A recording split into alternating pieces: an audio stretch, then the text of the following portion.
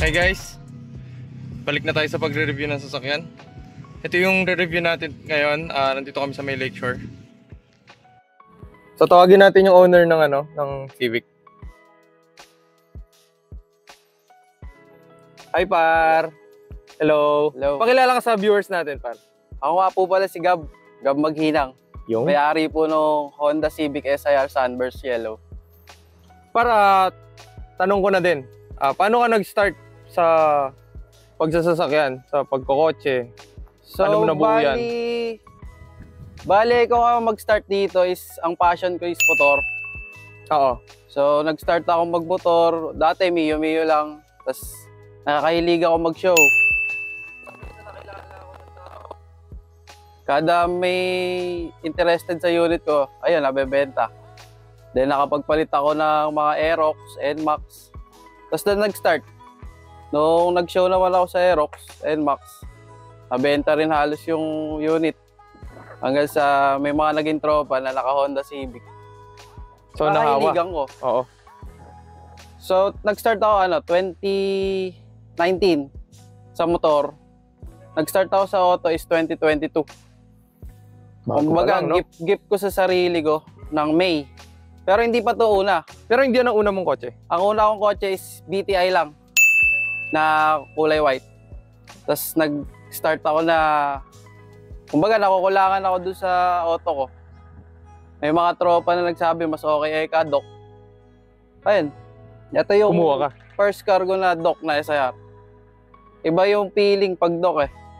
Tama. Yung VTEC. Yung hinahanap ng mga Honda boys eh. Oo. Dati hindi ko ramdam yung VTEC sa sa SOC. Pero matuli na. Kaso iba pala pag nakagamit ka ng Doc. Sobra. Yung saya, tsaka pag hinahataw mo. Oo, para so bago mo nakuha to, kumbaga nag-ipon ka talaga para buy and sell, ikot-ikot lang. Talagang grind bago ko makuha to. Halos naubos ko yung mga motor para makapagpundar na ito eh. Kasi nga, passion. Kumbaga, personal car ko na talaga to. Buy and sell ako pero ito yan, talaga ang talaga. personal ko. For keeps talaga yan. So para sabi mo kanina, di ba, nag-start ka sa mga motor, no? So paano ka ba nakilala tsaka nag-start magbenta online? May mga tao lang talaga interested doon sa mga kinabit kong pyesa sa mismong unit ko. Kaya ako naging online seller na hindi ko na may inaasahan, may interested. So, kumbaga maganda presyo na offer. Kumbaga may kita na ako. No?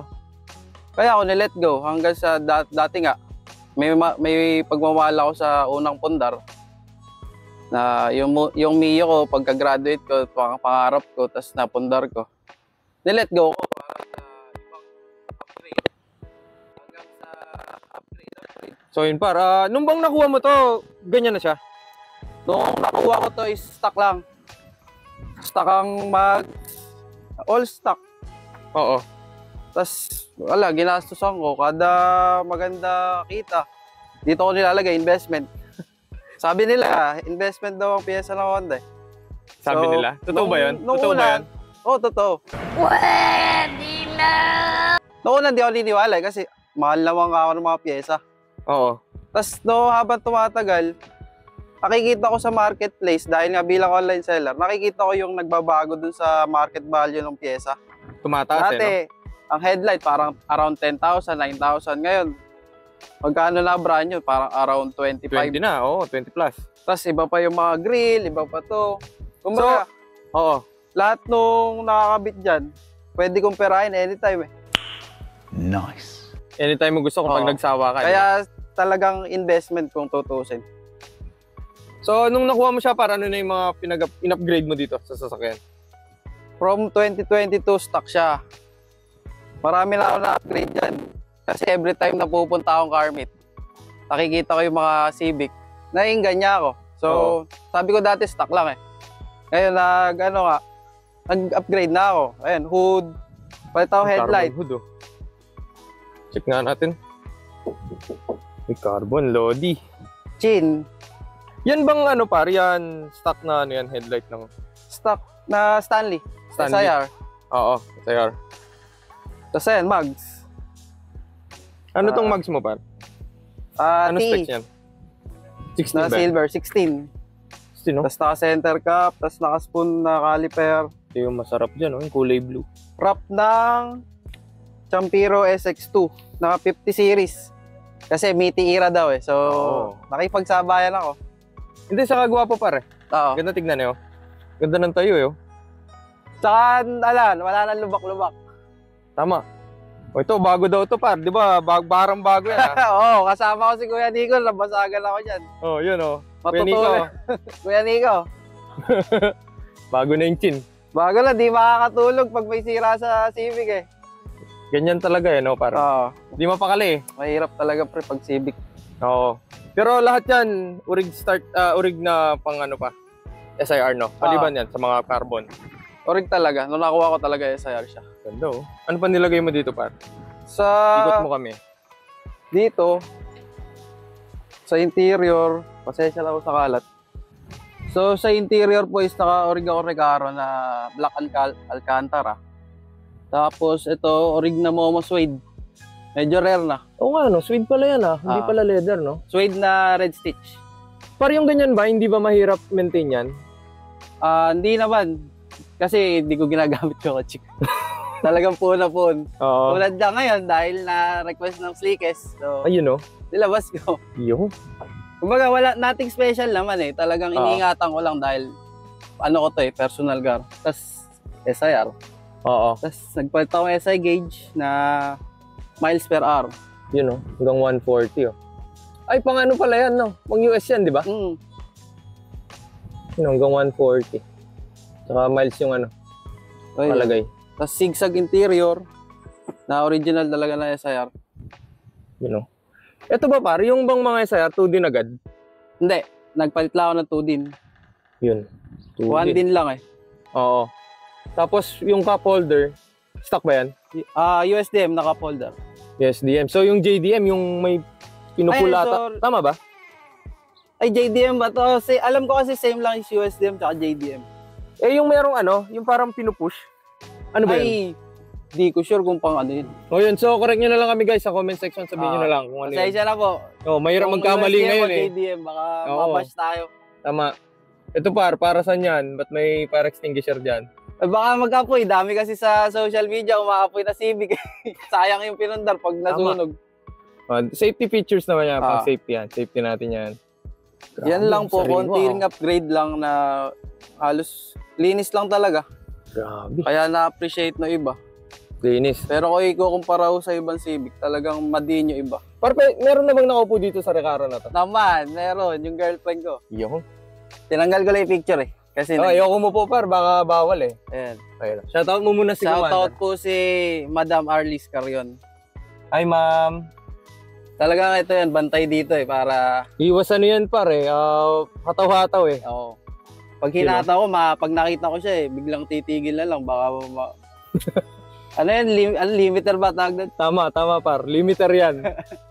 Yun par, pwede ba natin check yung ano mo, engine bay? Pwede. Yung?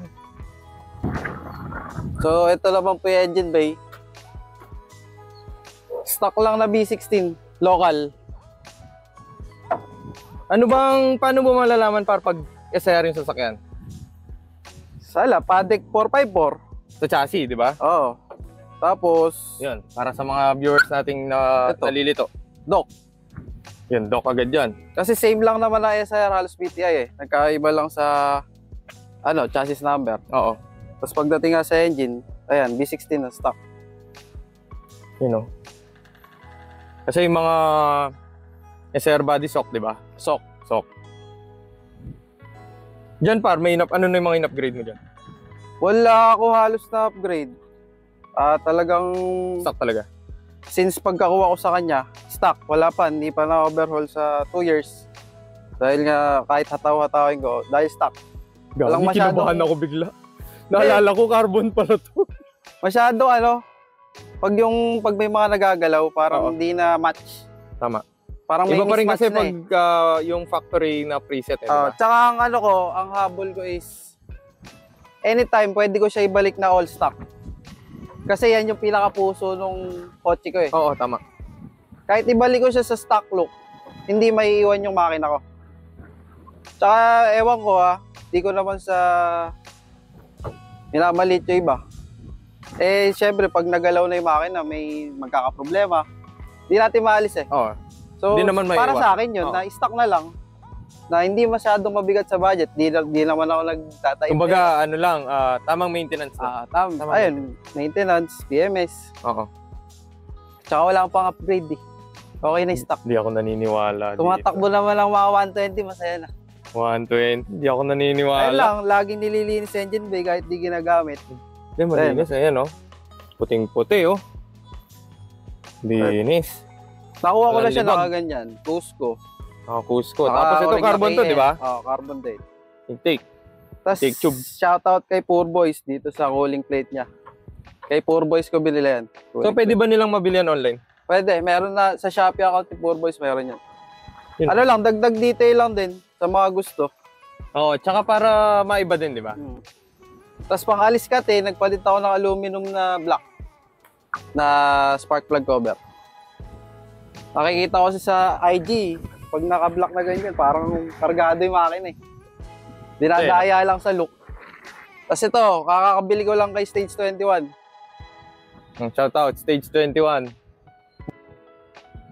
Ayun, So, yun, par, ito pala, nakalimutan kong tanong. Urig pa ba yung paint niyan?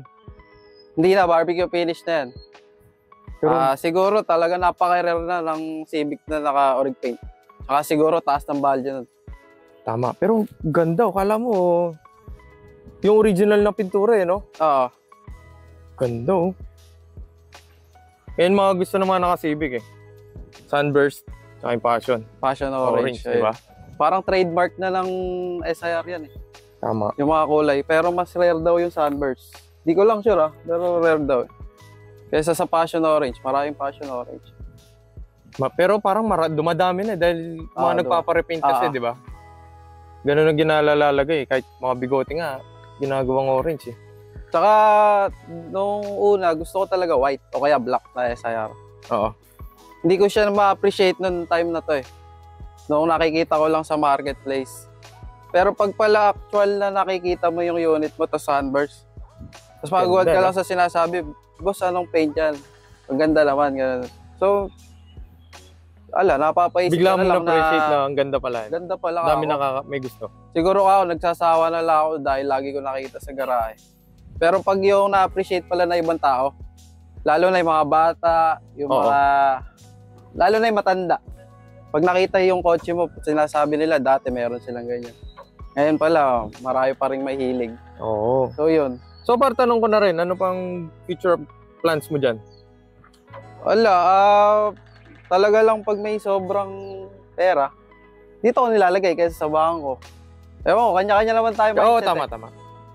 Tsaka ano naman yan par, kumbaga, investment na, parang business mo na rin kasi, dyan ka talaga umikot Online ako na nagbebenta akong pyesa ng Civic, pyesa ng motor, kung ano, yung pagkakitaan. Tama. May page ka ba par? O sa personal account mo lahat? Personal account kasi nag-page ako. Wala, ganun din. Ang hirap no? Tatanong ka lang kung legit seller ka. Babalik din sa personal mo. So, doon na lang sa personal para safe yung mga customer natin. Oo, yun. So, lagay natin dito yung page yung account ni Gab. Gab Maginang, yung FB ko. Yun. Yung mga pyesa-pyesa nyo, pag may nahanap kayo, pwede nyo siyang chat. Mga pyesa ng Aerox, Elmax, motor, mga sniper. Ayun, mahilig tayo dyan. Motor lang, yun ba ang hilig mo, par? Yun lang? Tsaka ito. Tsaka kotse lang. Yun lang, no? Good boy tayo, par. Tsaka mga car-meet, pare. Yun lang ang hilig natin. Wala tayong mga tama, tambay. Tamang chill lang. Out. Tsaka ngayon, parang good boy na nga ewan ko nagbabago na ata yung hihip ng panahon. Parang good boy na yung mga naka-Civic. Lahat na naka-Civic, good boy. Nakita mo naman, may picture ako doon sa gauge ko. Oo. Tsaka walang tint, par. Oo naman, good boy. Walang tint yan. Ano pala tint mo, par? Ano nga pala to? Sorry. X-Film. X-Film na blue tint, no? Blue tint. That green. Kasi green glass Oo. Kaso masyado lang off doon sa kulay ng kotse ko. Oo. So nag-try akong blue. Ganda naman, no? Oo. Ang aso. Ba talaga dati ayoko ng tint talaga. Kasi yun ang trademark na Honda pag ng Civic. Kaso init. Tsaka pag nakaitim ka na Civic, ay tint na itim, tapos naka-Civic ka. Delikado, no, par, no? Saka hindi, mahirap din pag yung sobra tirik ng init. Hindi kaya ng aircon, baka mag-high side. Hirap yung auto na lumamig. Tapos nag-upgrade ako ng high-speed na fan sa condenser. Yun, yun dyan. Yun. Ano lang din, tips lang din sa mga naka-Honda Civic na, ayan, high-speed na fan sa radiator tsaka condenser. Para hindi hirap yung makina. Oh, tsaka yan, merong purpose. May purpose yan. Tsaka tune namin yung box ko, si Buboy. Buboy Tuning. Mo muna. Shoutout kay Buboy Tuning. Hanggang ngayon buo pa. Yung? Tsaka tumatakbo lang maayos. Baka meron kang ma-advise sa mga gusto bumili ng Civic. Ay, hindi, yun pala. I-advise mo bang buuin ng Civic o ibang sasakyan? Advice ko, mas bubuo ako ng Civic kung may pera ako.